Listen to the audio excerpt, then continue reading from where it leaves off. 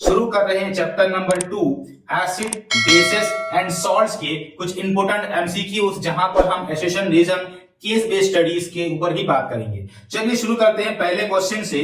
Which of the following salts does not contain water crystallisation, यानी कि ऐसे इनमें से कौन से सॉल्ट में पानी की क्रिस्टल्स नहीं होते हैं। ऑप्शन है बेकिंग आपका सोडा, या फिर ब्लू विट्रोल, या फिर वॉशिंग सोडा, या फिर आपका जिप्सम। तो आंसर हो जाता है आपका बेकिंग सोडा। सेकंड वाला जो है ऑप्शन सही है। सेकंड क्वेश्चन में आते हैं, tomato is natural source of which acid, यानी कौन सा एसिड आपके टमेटो में देखने को मिलता है। तो ऑप्शन है आपका एक्जेटिक एसिड, साइट्रिक एसिड, टाइट्रिक एसिड या ऑक्सालिक एसिड। आपने गेस कर लिया होगा, सही आंसर क्या है, ऑक्सालिक एसिड। नेक्स्ट क्वेश्चन में आ रहे हैं, lime water reacts with chlorine to give dash, यानी कि जब लाइम वाटर रिएक्ट होती है क्लोरीन के साथ, क्या हमें देती है। ऑप्शन है bleaching powder, baking powder, baking soda या आपका वॉशिंग सोडा। तो आपने सही आंसर गेस कर लिया होगा, ऑप्शन आपका यहां पर ब्लीचिंग पाउडर, सेकंड फर्स्ट वाला ऑप्शन सही हो जाता है। यानी लाइम वाटर के साथ जब आप रिएक्ट करते हैं क्लोरीन को, आपको मिलता है ब्लीचिंग पाउडर। नेक्स्ट आते हैं क्वेश्चन में, एंटासिड कंटेन्स, एंटासिड में क्या प्रेजेंट होता है।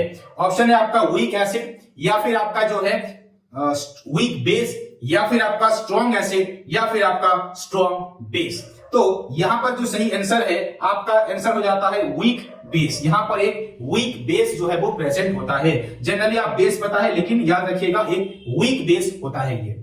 नेक्स्ट बात करते हैं, देखिए what is natural colour of lichen juice, यानी कि लाइकेन के नेचुरल कलर क्या होते हैं। ब्लू है, रेड है, पर्पल है या फिर ऑरेंज है। तो इसका सही आंसर है आपका पर्पल। इसका कलर जो है वो पर्पल होता है।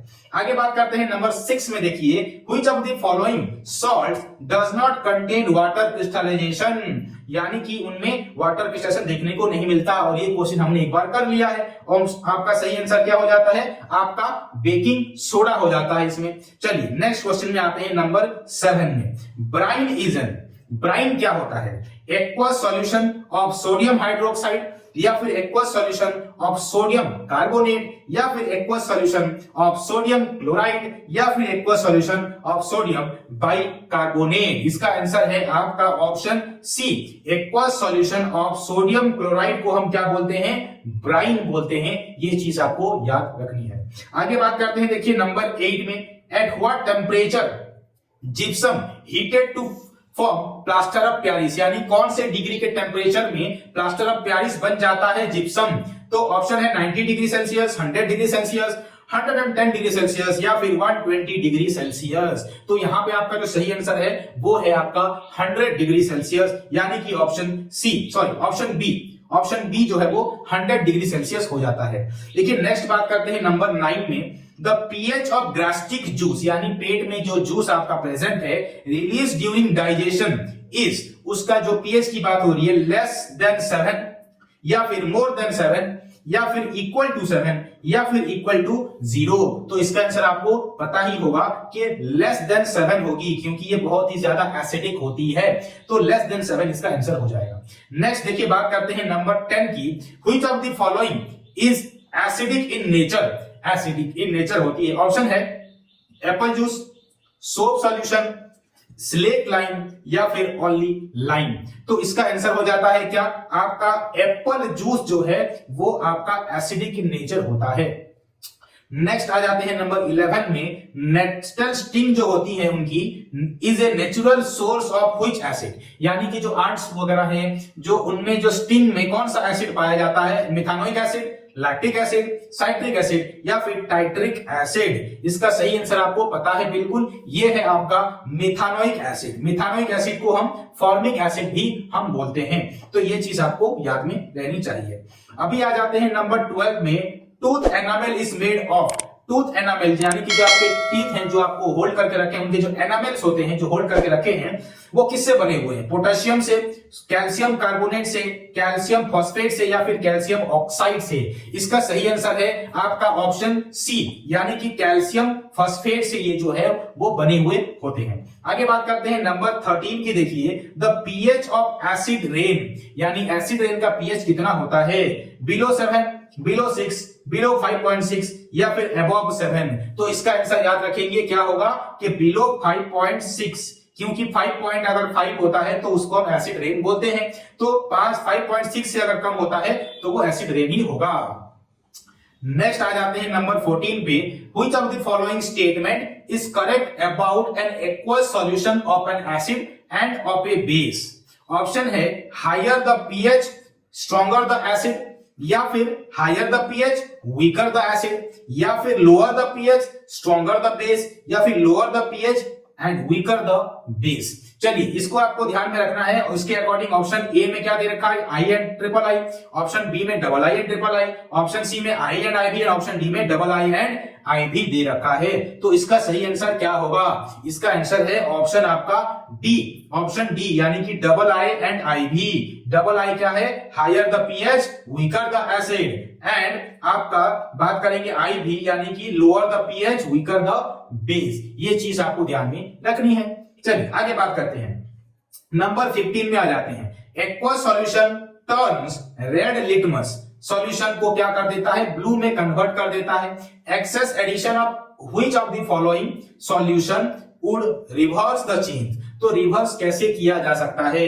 बेकिंग पाउडर से, लाइम से, या फिर एमोनियम हाइड्रोक्साइड सॉल्यूशन से, या फिर हाइड्रोक्लोरिक एसिड से।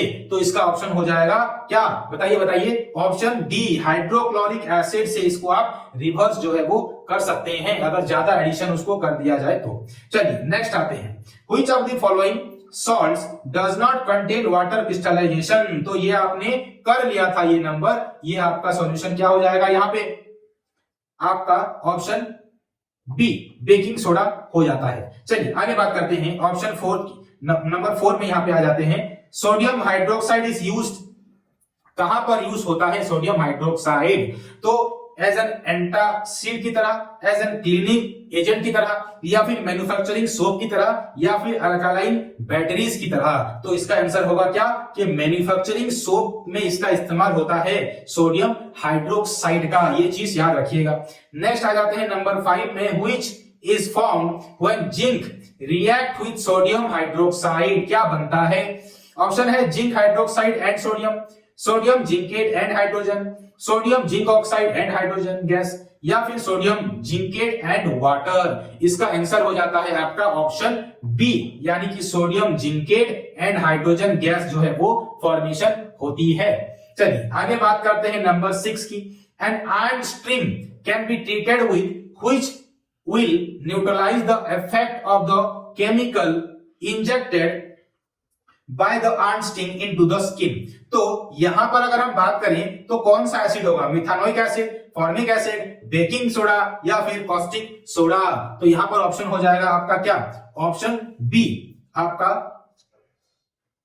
ऑप्शन बी हो जाएगा। ठीक है, फॉर्मिक यहां पे क्वेश्चन में थोड़ा सा मेरे को गड़बड़ी लग रहा है, ठीक है, थोड़ा सा नहीं, तो यहाँ पे क्योंकि मिथानोइक एसिड और ये तो दोनों सेम ही हैं आपके, ये बेकिंग सोडा हो जाएगा आंसर। ठीक है, याद रखिएगा यहाँ पे बेकिंग सोडा आपका आंसर हो जाएगा। ठीक है, याद रहेगा। चलिए आगे बढ़ते हैं। चलिए नंबर 7 में। Copper sulphate crystals when heated strongly lose their water crystallization to give anhydrous copper sulphate accompanied by change in colour form. तो इसका कलर किस में चेंज होता है, ब्लू टू ग्रीन से, ब्लू टू ग्रीन, या फिर blue to white, blue to sky blue, या फिर ब्लू टू ग्रे? तो इसका आंसर याद रखिएगा ब्लू टू व्हाइट होता है, यानी कि ऑप्शन बी आपका सही हो जाएगा। चलिए आगे बात करते हैं नंबर 8 की बात करते हैं। जिंक ग्रैन्युअल्स जो है, जिंक ग्रैन्युअल अगर आप उनको हीट देते हैं तो विद एन एसिड X के साथ मिलाकर फॉर्म जिंक सल्फेट ये बनाएंगे, ZnSO4 बनाएंगे। Salt along with the evolution of gas होगा Y gas, which burns with a pop-up sound देखने को मिलती है when brought near to burning candle। तो अगर बर्निंग कैंडल के पास लेंगे तो आपको एक पॉप साउंड देखने को मिलता है। Identify the acid X and evolve gas Y। तो यह चीज आपने पढ़ रखी होगी। देखिए ऑप्शन में क्या दे रखा है, X जो है वो सल्फ्यूरिक एसिड है और Y जो है वो ऑक्सीजन है, या फिर जो X है वो हाइड्रोक्लोरिक एसिड है और Y जो है वो ऑक्सीजन है। X जो है वो आपका सल्फ्यूरिक एसिड है, Y जो है वो आपका हाइड्रोजन है, या फिर X जो है आपका हाइड्रोक्लोरिक एसिड है और Y आपका हाइड्रोजन गैस है। तो इसमें ऑप्शन आपको क्या टिक करेंगे, ऑप्शन आपका यहाँ पे सी हो जाएगा सही। X जो है वो आपका सल्फ्यूरिक एसिड है और Y जो है आपका हाइड्रोजन गैस होगा, जो पॉप अप साउंड उसकी वजह से देखने को मिलेगा। नेक्स्ट नंबर पे आते हैं, number 9, which of the following acid is known as vinegar. किसको हम विनेगर बोल सकते हैं, diluted hydrochloric acid, diluted sulphuric acid, diluted acetic acid या फिर डाइल्यूटेड टाइट्रिक एसिड। तो इसका आंसर हो जाएगा डाइल्यूटेड एसिटिक एसिड, यानी ऑप्शन सी आपका सही हो जाता है।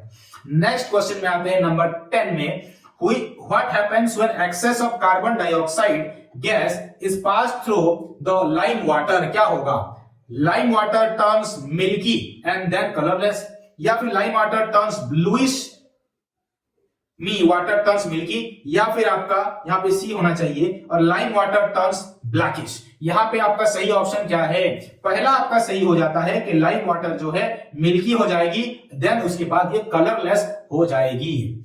चलिए आगे बात करते हैं नंबर 11 की। Number 11, the nature of calcium phosphate present in tooth enamel is, उसका क्या नेचर वहां पे रहता है, बेसिक, एसिडिक, न्यूट्रल या फिर एम्फोटेरिक। तो आपका आंसर याद रखिएगा, ये बेसिक इन नेचर होता है। बात हो रही है कैल्शियम फॉस्फेट की, जो कि आपके टूथ के एनामेल में होता है।